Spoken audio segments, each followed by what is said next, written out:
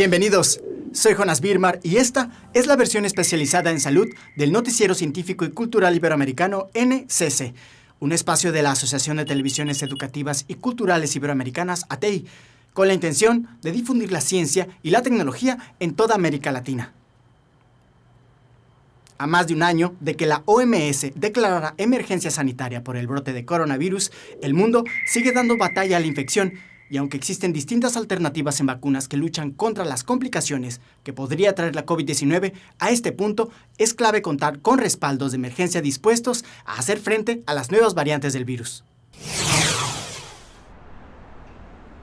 Estados Unidos otorgó el lunes aprobación total a la vacuna anticovid de Pfizer-BioNTech para mayores de 16 años. El anuncio fue hecho por la Agencia de Medicamentos de Estados Unidos, que espera que la medida ayude a reforzar los esfuerzos de inmunización contra el coronavirus en el país. Hasta ahora la vacuna se había beneficiado de una autorización de emergencia temporal, concedida en diciembre de 2020. Con ese permiso se han administrado desde entonces decenas de millones de dosis. La decisión de concederle la aprobación completa se basó en los datos actualizados del ensayo clínico del fármaco, que incluyen una mayor duración del seguimiento, con una seguridad y eficacia evaluadas entre más de 40.000 personas. La vacuna sigue estando disponible bajo autorización de uso de emergencia para adolescentes de 12 a 15 años, pero como ya ha sido plenamente aprobada, los médicos pueden prescribirla a niños menores de 12 años si creen que será beneficiosa. El inmunizante de Pfizer-BioNTech es el primero en Estados Unidos en recibir la aprobación completa. Un utópico escenario es lo que presentaba COVAX, un fondo de acceso global para vacunas con el fin de garantizar el acceso equitativo a las formulaciones que se lograrán desarrollar contra la COVID-19. Predicciones derribadas tras las políticas que rodean la distribución y suministro de inmunizantes, por lo que la Organización Mundial de la Salud pide a los países desarrollados una donación inmediata de por lo menos 10 millones de dosis. La Organización Mundial de la Salud pidió el viernes que la comunidad internacional done inmediatamente 10 millones de dosis de vacunas contra el COVID-19. El organismo pretende que su sistema internacional COVAX pueda suministrar inmunizaciones a 20 países que aún no han recibido una sola dosis. 10 millones de dosis no es mucho y está lejos de ser suficiente, pero es un inicio. A comienzos de año, la OMS lanzó un desafío mundial para que la vacunación del personal sanitario y los adultos mayores se iniciara en todos los países en los primeros 100 días de 2021. Hasta ahora, 177 países y territorios pudieron iniciar la vacunación, especialmente gracias a COVAX, que ha distribuido más de 32 millones de vacunas en 61 países. De las 36 naciones que aún no acceden a inmunizantes, 16 deberían recibir sus primeras dosis en los próximos 15 días. Pero otros 20 países aún quedan en espera. COVAX is ready to deliver. COVAX está listo para entregar vacunas, pero no podemos entregar vacunas que no tenemos. Como saben, los acuerdos bilaterales, las prohibiciones de exportación, el nacionalismo y la diplomacia de vacunas han provocado distorsiones en el mundo, con claras desigualdades entre la oferta y la demanda. With gross inequities in supply and demand. La preocupación de la OMS aumenta porque el contagio de COVID-19 se aceleró esta semana en casi todas las regiones del mundo. Cuando una persona contagiada por COVID-19 se ha recuperado con éxito, ha también generado anticuerpos en la sangre. Estos pueden ser extraídos e implementados por medio de una inyección a quienes comienzan a padecer la enfermedad. Aunque este método arroja hasta un 80% de efectividad, sigue sin ser aprobado como medida de acción contra el coronavirus, algo que el epidemiólogo Fabio Jaramillo está tratando de cambiar en pro del desarrollo médico de América Latina. Bueno, la idea de crear una opción que es la microvacuna se idea el 20 de marzo del 2020 cuando no se ha creado ninguna vacuna. Nosotros buscamos un protocolo para la contención y no generar unos colapsos sanitarios a futuro. Por eso se creó la microvacuna, que es utilizar el plasma de convalecientes. que es los pacientes que se han enfrentado a la enfermedad y han generado anticuerpos, utilizar esos anticuerpos para colocarse a los pacientes que no han generado estas defensas y así poder evitar que el paciente se agrave o colapse. Este médico colombiano del departamento de Santander vive en Perú hace 4 años y desde 2020 adelanta una microvacuna para frenar la pandemia, trabajo al que se le han unido otros 45 especialistas del mundo en distintas áreas de la medicina, la farmacéutica y la ingeniería. La investigación de la microvacuna ya se ha terminado toda la parte investigativa, solo nos queda hacer la fase de campo que dura 45 días para analizar la dosificación de anticuerpos y las cantidades en concentración de estos mismos para aplicarle a los pacientes en estado leve, severo y crítico. Este epidemiólogo de 45 años, experto en terapia de regeneración celular e implante de células madre, espera que los entes gubernamentales aprueben pronto la microvacuna para que sea comercializada. La implementación de la microvacuna depende del aval de la autorización del INVIMA para poder hacer la prueba de campo que dura 45 días. Autorizado este trabajo de campo, tendremos toda la información para poder saber la efectividad y confirmar todos los datos que ya tenemos para poderlos hacer públicos y por consiguiente hacer el proceso de escalado de producción para poder saber qué cantidades y cómo sería el proceso para producir la microvacuna. Un profesional de la salud que deja en alto la ciencia y la formación de los profesionales del oriente colombiano. Bueno, en Santander somos polos de investigación, hay personas profesionales demasiado brillantes, los cuales necesitan es oportunidad, apoyo por parte del gobierno. Nosotros como santanderanos tenemos la capacidad de poder formar alianzas estratégicas para poder sacar adelante cualquier tipo de proyecto. Lo importante es que crean en nosotros y el apoyo nunca será defraudado, siempre podemos salir adelante. Al tratar de comprender la actual crisis sanitaria, uno podría entrar a Google e investigar el número total de contagios y fallecimientos que han ocurrido alrededor del mundo desde que comenzó la pandemia por coronavirus.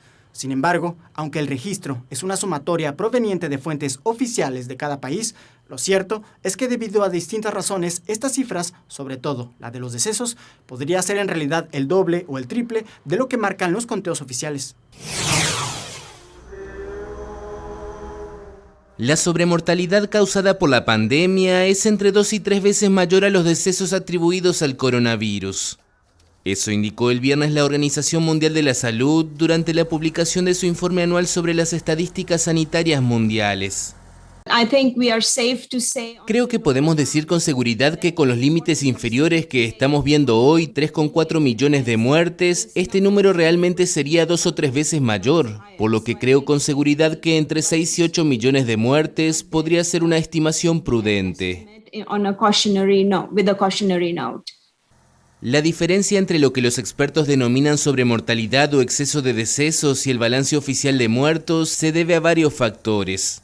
Algunos países notifican los fallecimientos con retraso y también hay personas que mueren sin haberse sometido a ninguna prueba de diagnóstico. Hay además quienes fallecen de otras enfermedades que no se habían tratado por miedo a ir al centro de salud o a causa de las medidas de confinamiento. La OMS afirmó que está trabajando con los diferentes países para conocer cuál es el verdadero balance humano de la pandemia y así poder estar mejor preparados para la próxima urgencia. La epilepsia es una de las enfermedades neurológicas más comunes del mundo. Quienes sufren este padecimiento tienen un riesgo de mortalidad 3 veces mayor al de una persona común. Algunos elementos que explican este riesgo es la falta de control durante una crisis epiléptica, que podría traer consigo traumatismos, fracturas o quemaduras, problemas en el ámbito psicosocial como la depresión o la ansiedad. Por lo tanto, información que ayude a la prevención es clave. ¿Has visto a una persona que de pronto pierde el conocimiento y tiene movimientos bruscos? Tal vez se trate de un tipo de crisis epiléptica. La epilepsia es una enfermedad neuronal que ocasiona descargas eléctricas anormales en el cerebro. 1 de cada 100 personas la padece y cada 3 minutos alguien es diagnosticado. En México existen casi 2 millones. Sin embargo, el 50% visita a un especialista hasta 5 años después de su primera crisis. Aunque una crisis epiléptica puede sucedernos a cualquiera, los más vulnerables son los niños, ya que su cerebro está en desarrollo, y los ancianos, pues su cerebro está desgastado.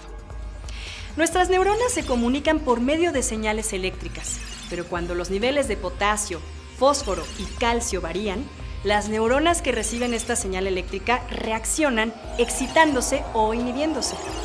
Si un grupo se excita o se inhibe al mismo tiempo, provocan una tormenta eléctrica y la parte del cerebro donde ocurre no desempeña sus tareas. La persona puede tener diferentes consecuencias, como alteraciones en los movimientos corporales, en la conciencia, en las sensaciones y en su comportamiento. La investigación científica desarrolla métodos y equipos para diagnosticar y atender esta enfermedad. Por ejemplo, el electroencefalograma, que mide las descargas eléctricas y el funcionamiento del cerebro, y la resonancia magnética, que identifica lesiones, malformaciones y alteraciones cerebrales. La epilepsia se controla con medicamentos que tienen efectos secundarios, como somnolencia y pérdida de la memoria. Pero, en el Instituto de Investigaciones Biomédicas de la UNAM se desarrolló un nuevo fármaco llamado vinpocetina, que está en fase de patente y que controla las crisis con una menor dosis y pocos efectos secundarios. Aunque nuestros científicos trabajan para enfrentar esta enfermedad, tú también debes ayudar. ¡Cuídate! Al momento de iniciarse oficialmente la cuarentena, dos de las reglas más importantes era el quedarse en casa y lavarse las manos constantemente. Y aunque parecen recomendaciones sencillas, no lo fueron para algunos grupos de personas, como quienes viven en situación de calle. Aunque muchas hipótesis apuntan a que esta población en particular podría ser resistente a la COVID-19, lo ideal es que las campañas de vacunación sean un derecho para todas las personas por igual. Para mí el COVID no existe. En realidad, se lo digo así, para mí el COVID no existe. Yo he sabido que es ver gente comiendo así en la calle, donde tal vez pasan ratas, cucarachas y moscas y se comen ese pan y no les ha pasado nada. Para mí es no. Shirley tiene 40 años. A 7 meses de haber salido de la cárcel, duerme en las calles de San José, recoge comida de la calle y comparte el tubo de crack. En esta realidad diaria, el COVID no estaba entre sus verdaderas preocupaciones, pero aceptó ser vacunada en una campaña del gobierno de Costa Rica, atraída por el ofrecimiento de un baño, ropa limpia y un plato de comida. Ahora que me pusieron la vacuna del COVID, ahí sí, jamás esperé que yo iba a ir a una clínica a inyectarme. La necesidad de aseo, vestimenta y el hambre han animado a muchos otros a sumarse a la vacunación exclusiva para indigentes a cargo del gobierno y la ONG Chepe se baña, que desde 2017 asiste a la población sin techo. Un grupo de médicos y unos 150 voluntarios atienden a estas personas en el Parque General José María Cañas de San José, donde se instaló un autobús optimizado con ducha y baño. Uno que anda en la calle y anda metiendo las manos en la basura y en todas esas poco cochinadas, ya es una protección más que le dan a uno, ya, porque hay uno anda así en la calle al azar, a la suerte, a lo que Dios decida, pues uno nunca sabe, ¿verdad? Tantas cochinadas que le pasan a uno y tantas varas que le hacen a uno y con esta vacuna ya es un poquito menos el riesgo de enfermarse uno y de contagiar a otras personas. El Instituto Mixto de Ayuda Social ha identificado a unas 4.000 personas en situación de calle, de las cuales 1.900 se encuentran en el centro de la capital. Sin embargo, la entidad calcula que realmente son unos 7.000 en el país de 5 millones de habitantes. La cifra va en aumento con la pandemia como una nueva causa.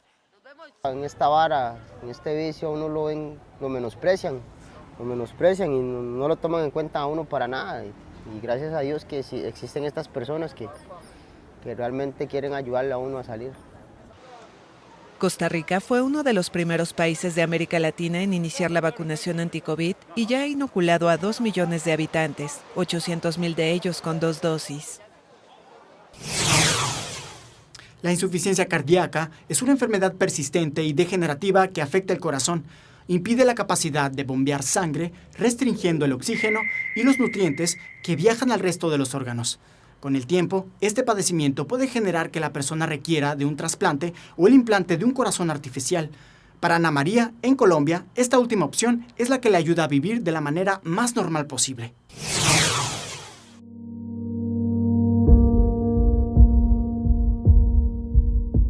Cuando era pequeña me dio una cardiopatía viral, pero después de los 10 años pues no volvió a molestarme absolutamente nada, como que se superó todo. Y a los 23 años me vine para unas vacaciones. En ese entonces yo estaba viviendo en Bogotá, estaba estudiando allá en la universidad. Me vine en unas vacaciones y me dio una neumonía, y a raíz de esa neumonía, estando hospitalizada por esa neumonía, me dio un infarto. Entonces pues no se supo muy bien a causa de qué, fue un coágulo de sangre, pero pues nunca se supo por qué. Y a raíz del infarto me quedó la insuficiencia cardíaca. Desde ese momento, Ana María Cardona inició su tratamiento de falla cardíaca con medicamentos y controles que aseguraran un buen estado de salud. Pues yo tenía que estar con medicamentos que ayudaran al corazón a bombear. Tenía que restringirme mucho en los líquidos que se ingerían, porque podían pues tener retención de líquidos, y realmente pues cuidarme como en la alimentación y cosas así. Pero realmente yo viví una vida súper normal, muy normal, hasta diciembre del 2019, que se me complicó todo con una FA, que es una fibrilación auricular. Ana María estuvo inicialmente en la lista de trasplante, pero no fue posible conseguir un corazón adecuado para ella, por lo cual la alternativa para el tratamiento de su falla cardíaca fue el implante de un corazón artificial. Me propusieron pues implantarme un HeartMate, que es realmente un dispositivo de asistencia ventricular, se llama así. El HeartMate 3 es un dispositivo que mediante energía eléctrica reemplaza totalmente la función del ventrículo izquierdo del corazón y bombea sangre a todo el cuerpo. Pues yo tengo una herida por acá por el abdomen, donde sale el cable electrónico y va conectado a un aparato donde siempre tengo que cargar pues unas pilas cargadas y un dispositivo que va diciendo la velocidad de la bomba, cuánto es el flujo que mantengo, la energía, etcétera, etcétera. Ana María hoy lleva una vida normal, realiza ejercicios de yoga, camina sin asfixiarse y aunque tiene algunas restricciones como sumergirse en el agua, puede estar activa siempre y cuando tenga consigo su bolso donde carga todo el equipo de supervivencia. Una mujer talentosa que sueña con crear una comunidad de apoyo, promoción y prevención a pacientes con problemas cardíacos, un proyecto al que Ana María le pone todo su corazón.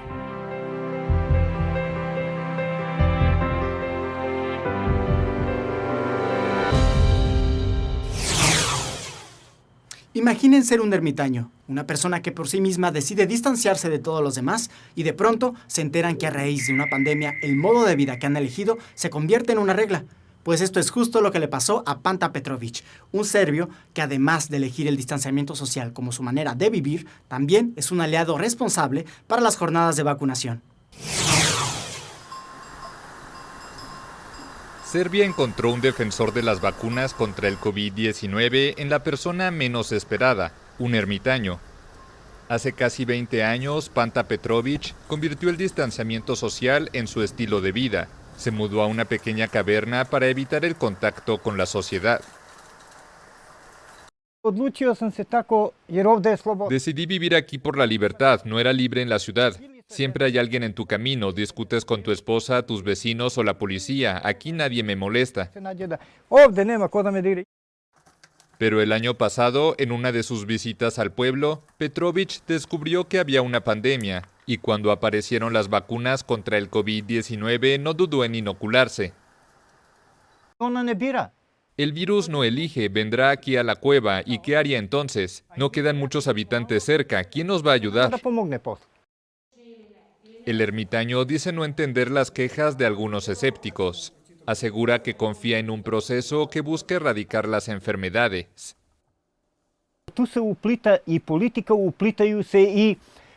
Está todo enredado con la política, computadoras y más.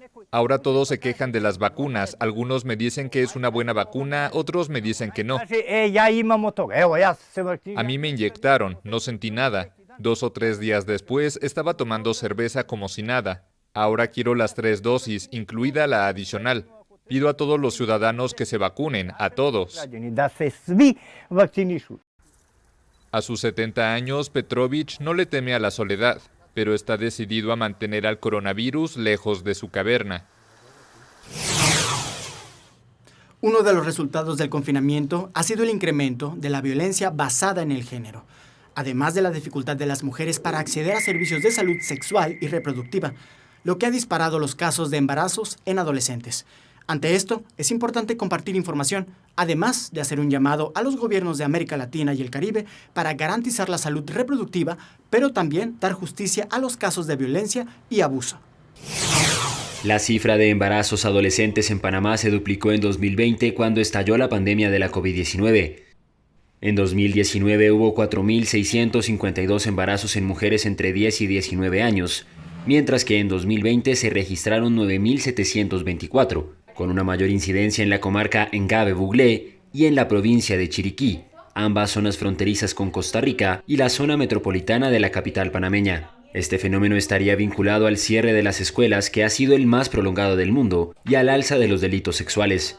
Un informe de UNICEF dijo en marzo pasado que Panamá era el país del mundo con mayor cantidad de días sin educación presencial o semipresencial, tras el cierre de las escuelas en marzo de 2020. Esto, según Eusebia Solís, socióloga y experta en derechos humanos, es detonante para el aumento de los embarazos, al igual que los delitos sexuales, que también han subido sus números durante la pandemia. En 2019 se registraron 280 casos de violencia sexual, mientras que en 2020 hubo 289 y hasta julio de este año se han registrado 282, según cifras oficiales de la Fiscalía. Solís cree que la educación desde la primera infancia es vital para evitar que se perpetúe esta realidad, y en ello coincide con la organización Palabras Poderosas, dedicada a la educación menstrual y sexual. En el colonial casco antiguo de Ciudad de Panamá, contiguo al barrio popular El Chorrillo, uno de los más violentos de la capital, las integrantes de la organización dan un taller a adolescentes que ya son madres de bebés no mayores a 2 años, dentro de un espacio que ofrece a las jóvenes madres la oportunidad de culminar sus estudios de secundaria. Mientras cuidan a sus hijos, el grupo de casi 20 mujeres descubre cómo funciona su aparato reproductor y cómo funciona su ciclo menstrual. Gracias por acompañarnos en este viaje informativo en el Noticiero Científico y Cultural Iberoamericano NCC, especializado en ciencias médicas y tecnología de la salud. Recuerden que también tenemos ciencia, tecnología y cultura con Iván Carrillo y Ana Cristina Olvera. Gracias a los socios de ATEI, que a través de sus plataformas hacen posible esta transmisión. También gracias a las agencias informativas AFP, EFE, Notimex, Xinhua, Euronews y Deutsche Welle. Visite nuestra página noticiasncc.com, utilice nuestra aplicación móvil y síganos en nuestras redes sociales. Nos encuentran como NCC Iberoamérica. Soy Jonas Vilmar. Cuídense mucho. Nos vemos en la próxima.